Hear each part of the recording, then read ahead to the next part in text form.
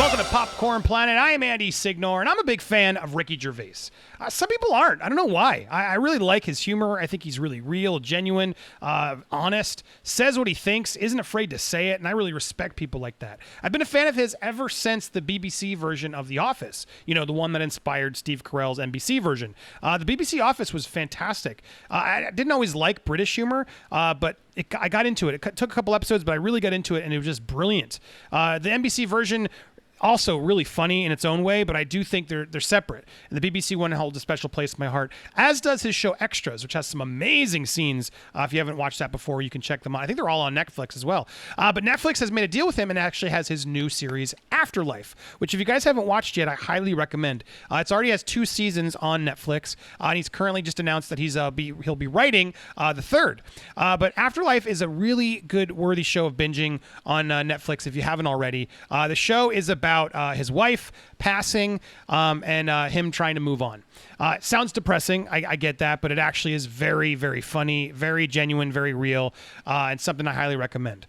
It's really his dog that brings him back after he's losing his wife. He sees sort of no purpose. He's about to off himself, but he realizes, who's going to feed my dog? And it's sort of just one of those, such a real moment, but he manages to find this really dark and hilarious humor in it while still being really touching. Only really how Ricky can. I mean, Office, Extras, all had those emotional moments in addition to the comedy, and that's really where I like him the best, where he sort of combines the two. So if you haven't yet watched Afterlife, I highly recommend you checking it out on Netflix. What's really great about it is it's short. You can watch, I think it's only 6 episodes per season. They're about a half hour each, so you can really binge through it pretty quickly. So check it out if you haven't already. The reason I'm bringing all this up is because he just recently did an interview with Metro Magazine where he talked about cancel culture. Trying to get someone fired isn't cool. Loved that headline, had to read it, and when I did read it, I wanted to share it with you guys because obviously this is a topic that's important to me, and being a fan of Ricky Gervais, I wanted to make sure I got his wise words out there because look, some people still don't believe in cancel culture, which is really frustrating, but he does an interesting job in trying to explain what it is to him, and I like his take. So let's look at what he said. So obviously they're bringing back the Golden Globe speeches where he definitely has no qualms taking bites out of Hollywood, which I always respect, but obviously he takes some really big shots, and so they were asking him sort of if the threat of cancel culture and sort of the outrage mobs might, attempt to rein him in. And he says no. Everyone's got a different definition of cancel culture, explained Gervais. If it is choosing not to watch a comedian because you don't like them, well, that's everybody's right. But when people are trying to get someone fired because they don't like their opinion about something that's nothing to do with their job, that's what I call cancel culture, and that's not cool. Spot on. You turning off your own TV isn't censorship. You trying to get other people to turn off their TV because you don't like something they're watching, that's different. Everyone's allowed to call you an a-hole. Everyone's allowed to stop watching your stuff. Everyone's allowed to burn your DVDs, but you shouldn't have to go to court for saying a joke that someone didn't like. And that's what we are getting dangerously close to. If you don't agree to someone's right to say something you don't agree with freedom of speech. I mean, amen, especially here in front of what looks like a bunch of law books here. I did a tweet a month ago about freedom of speech, quoting Winston Churchill. Someone came back with, he was a white, I don't want to say this because of YouTube. I wrote back, not in the tweet he isn't. It's like if someone did something once that's wrong, everything they did was wrong. I mean, bravo, he's so spot on. This happens all the time. All it takes is one bad thing you say, and then immediately they just want to get you. You are allowed to have things in common with bad people, as long as it's not the bad things. I'm a vegetarian and a dog, and I love dogs, just like Hitler, but the only thing I have in common with him are the good bits, that he's vegetarian and likes dogs. He talks about spending lockdown in London. I've got a garden. I go for a walk every day. The weather's been good. He doesn't like Gal Gadot's crass video featuring all the people singing Imagine.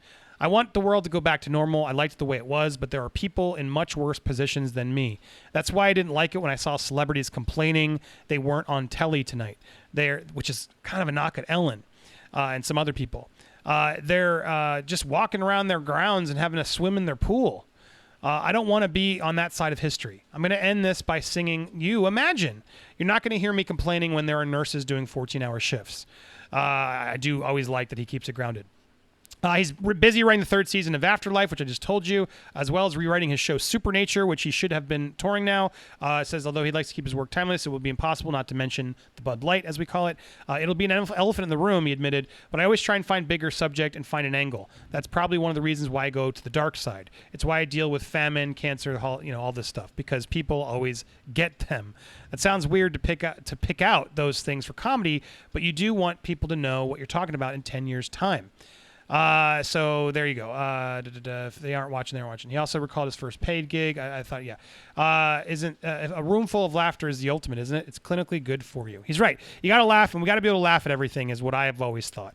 And if you don't like somebody, don't support them. Don't follow them. But trying to get others to cancel them and not follow them, that's the problem we live in, and that's the world we currently are with these outrage mobs, which are a reality. All it takes is one thing. I mean, I showed it with Ray Park. Ray Park was an instance most recently where something happened. People jumped to conclusions, rushed to cancel him, destroy him, and potentially try to get him removed from Star Wars gigs in the future. And then as the facts started coming out, it turned out it actually was an accident. It was with his wife. There was a lot of stuff there that was sort of painted in terrible ways. There were also misinformation being shared, screenshots, photoshopped, etc. Stuff that wasn't actually said that people just assumed was from his own children and wife. So it just only proves the fact that we have to do way more due diligence as people before we jump to conclusions. And so this idea, everything he says is just spot on. I love this idea of you turning off your own TV isn't censorship. You trying to get other people to turn off your TV because you don't like something they're watching, well, that's something bad. And everyone can call you an a-hole. Everyone's allowed to stop watching your stuff. Everyone's allowed to burn your DVDs, but you shouldn't go to court for saying a joke that someone didn't like. And I think what he means here by court, even just as court of public opinion, Twitter mobs, everything.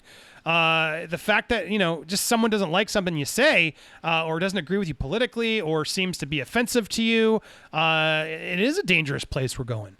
If you don't agree to someone's right to say something you don't agree with, you don't agree with the freedom of speech. And as tough as that sometimes can be, it's important that we fight for that freedom of speech. It is.